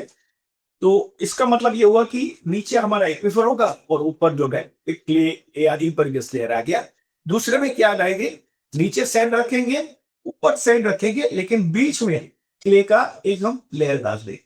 ठीक है, 1 इंच के आसपास। तो मैं आपके साथ इसको फिल करता हूँ, और उसके बाद हम आपको मैं बताता हूँ कि आगे क्या करना है। तो पहले वाला ने तो हमें काफी सारी, और इसमें आपको देखना है इसमें छेद हमें नहीं चाहिए। अगर अगर आपने मटेरियल ज्यादा डाल दिया तो फिर आपको थोड़ा हटा रख देते इसके समाओगे। लेकिन किसी भी सूरत में आप 140 एवरेज से ज्यादा, 170 एवरेज का जो हमने मास्क किया है, इससे ज्यादा मटेरियल मत जाने का। ये इसको साथ साथ में हमने इसको कर लिया। अभी इसकी मेरे पास जगह है, कर सकता हूँ। ठीक है, तो ये तो है, इतना ही रख नहीं। ठीक है, तो आप देखिए मैंने कितना मटेरियल जो है इसको फिल किया है with the help of clay. तो अभी भी मेरे पास कुछ जगह बच जाती है यहाँ पे, जिसको मैं बाद में, और इसको क्ले से मैं फिल करूंगा। ठीक है, आधा कर ठीक है। अब मैं इसमें क्ले फिल कर रहा हूँ। ठीक है, तो क्ले फिल करने का वही तरीका है, आप अच्छे से इसको डालिए। लेकिन अब है ना, आप क्ले को डिस्टर्ब बहुत मत कीजिएगा नीचे से। तो मैं इसी तरह से क्ले को इसमें डाल रहा हूँ, ताकि जो लेयर्स बनने हैं वो लेयर्स अच्छे से बन जाए। ठीक है, अगर आप इसको बहुत थपथपाएंगे तो लेयर्स बनने की जो प्रक्रिया जो है वो फूट जाएगी। ठीक है, ठीक है, कहीं ना कहीं तो आपको थोड़ा सा अच्छे से जमा लेना है इस चीज को। ठीक है, यहाँ पे मैंने इस चीज को अच्छे से जमा लिया है। ठीक है, वो चाहिए तो मैं बता रही। तो ये चीजों को हमने अच्छे से इसमें फिल कर लिया। ठीक है, तो ये इस तरह से ये लेयर वाला हमारा पोर्शन बन गया। ठीक है, हमें दूसरा ग्लास लेना है, और दूसरे ग्लास में हमने क्या कहा था, आ जाइए यहाँ पे। तो दूसरे ग्लास में हमें क्या यूज करना है, नीचे सैंड है, बीच में क्ले है, और उसके ऊपर फिर सैंड है। ठीक है, तो उसको हम इसी तरह से भरते हैं, अच्छे से भरने की कोशिश करते हैं। ठीक है, तो ये जो है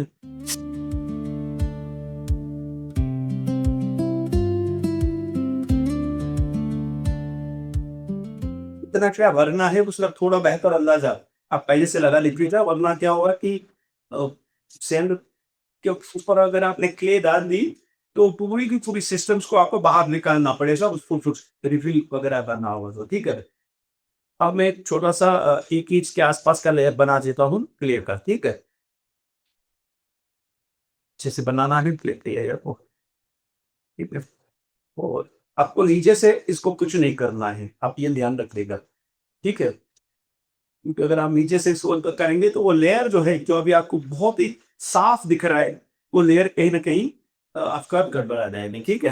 तो ये इस तरह से हमने ये दूसरे लेयर को भी बना लिया। तकरीबन-तकरीबन इसकी 1 इंच जितनी मोटाई होनी चाहिए। 1 इंच मतलब आपका इतना जो एरिया आपका जो पोर्शन जो बनता है, उँगली बाई उँगली तक का अ, वो आपका हो गया 1 इंच जितना मार्क हो गया, ठीक है? इसको भी हमने इस तरह से ले लिया। ये 1 इंच का मार्क हो गया। अप्रोक्सीमेट करना है, बहुत रिफाइन नहीं करेंगे तो भी चलेगा। अब इसमें हम फिर से सेंड को डाल देते हैं।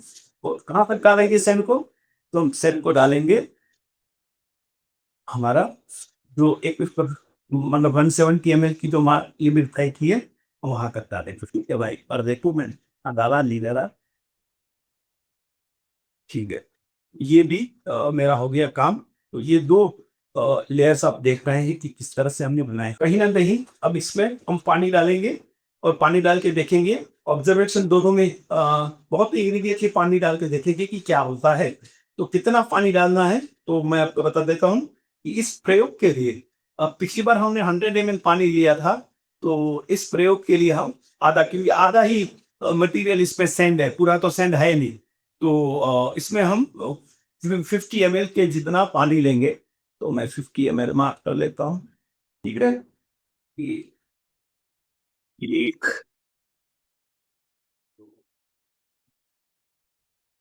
3,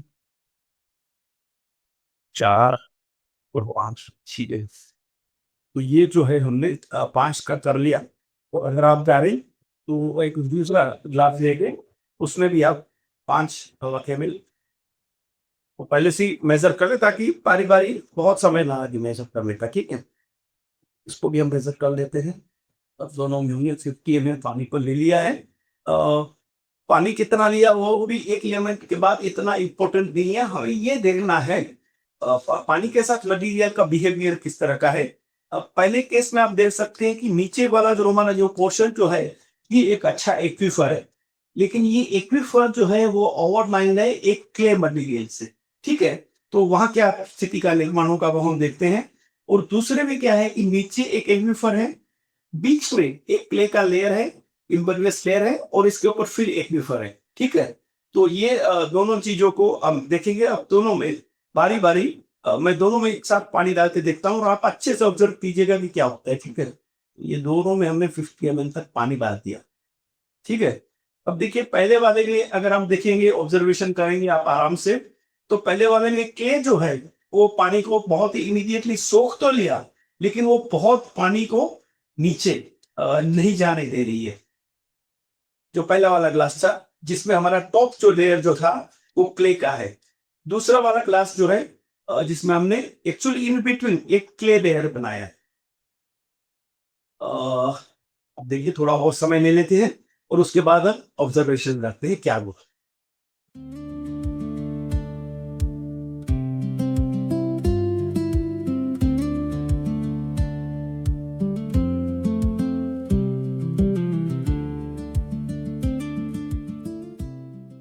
आप इसको 1 मिनट, 2 मिनट, 3 मिनट जितना भी समय आपको लगाना है आप लगाइए। लेकिन कुछ समय के बाद आप ऑब्जर्वेशन आपके नोट डाउन कर सकते हैं, ठीक है? अगर आप चाहें तो एक हम इसमें ऑब्जर्वेशन को नोट करने की शुरुआत करते हैं। आप उसको समय से के बाद भी आप ऑब्जर्वेशन को नोट कर सकते हैं। तो यहाँ पे मैंने एक्विफर टाइप को मैंने कहा था। तो जैसे पहला वाला जो एक्विफर जो था, अगर आप देखेंगे इन अ वे, तो आप इसको कहेंगे कि एक्चुअली वो कहीं न कहीं ऊपर से कन्फाइंड है। ऊपर से कन्फाइंड टाइप का एक्वीफर है जो पहले वाले ग्लास में जो था। और दूसरे वाले ग्लास में क्या था कि कहीं ना कहीं उसमें इन बिटवीन कहीं ना कहीं कन्फाइनमेंट जैसा कुछ आ गया था। तो ये दोनों ने सेपरेट कर दिया। तो एक में तो टॉप पे ही कुछ था ना, मटेरियल इम्परवियस था, दूसरे में इसका नीचे वाला मटेरियल था। तो कहीं ना कहीं आप देखेंगे तो ये जो मटेरियल जो था इसमें नीचे वाला मटेरियल हमारा एक्वीफर जो है वो ऊपर से कन्फाइंड हो गया है, ठीक है? तो ये पहले वाले में था कि जो बॉटम में जो है, बॉटम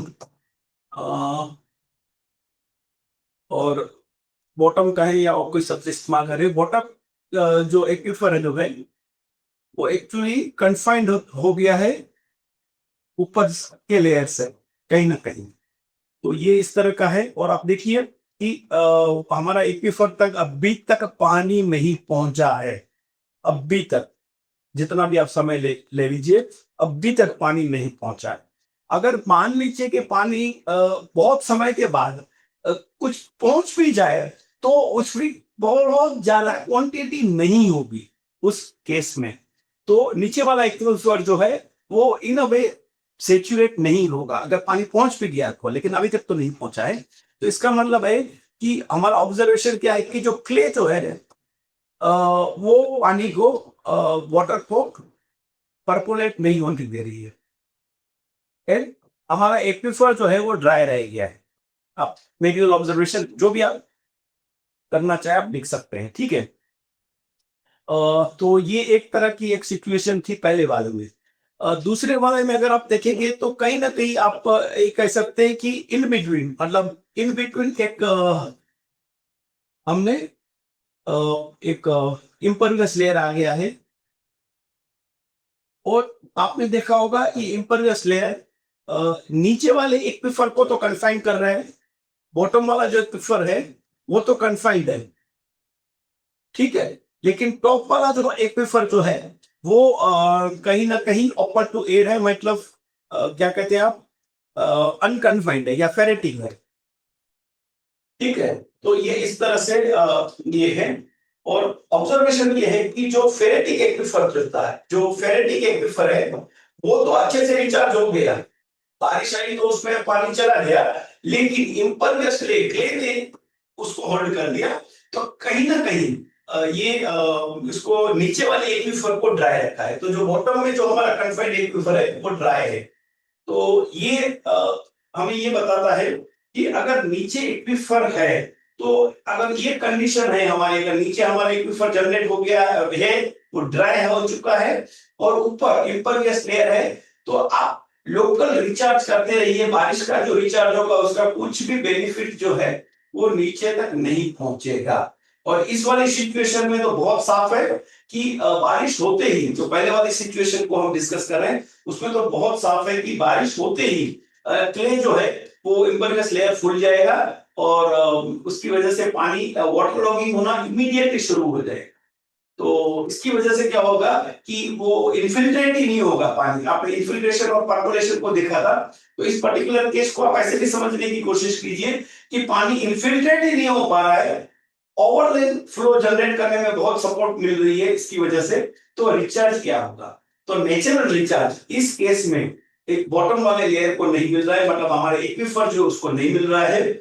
और इसमें क्या हो रहा है कि जो दो एक्विफर है ऊपर और नीचे, तो ऊपर वाला जो एक्विफर जो है उसको तो कहीं ना कहीं से रिचार्ज हमारा बारिश के मिल गया, लेकिन क्ले की वजह से वो पानी अभी तक नीचे नहीं जा पाया है। तो वो वाटर टेबल तो वहां क्रिएट करने में मदद करेगा इन अ वे, लेकिन नीचे वाले एक्विफर को कुछ भी वो सपोर्ट लोकल जो बारिश की वजह से है वो नहीं मिलेगा। तो इसको लेके अगर आपकी अंडरस्टैंडिंग विजुअलाइजेशन क्लियर है, तो आप डिसाइड कर सकते हैं फ्यूचर स्ट्रेटेजी कि इसके लिए हमें क्या करना है। एट प्रेजेंट इस प्रैक्टिकल का हमारा ऐसा कोई ऑब्जेक्टिव नहीं है कि इसको हम स्ट्रेटेजी की तरफ ले जाएं, लेकिन ऑब्जेक्टिव ये था कि किस तरह से मल्टी लेयर्ड सिस्टम्स होती है। अगर पहले वाले में तो सभी में एक ही सिंगुलर सिस्टम्स देखी थी, लेकिन जब मल्टी लेयर्ड सिस्टम्स आती है तो मल्टी लेयर्ड सिस्टम्स में इम्परवियस लेयर की वजह से किस तरह से वाटर मूवमेंट को रिस्ट्रिक्शंस या वाटर मूवमेंट की बिहेवियर को इन्फ्लुएंस कुछ पैरामीटर्स करते हैं। तो ये प्रयोग था।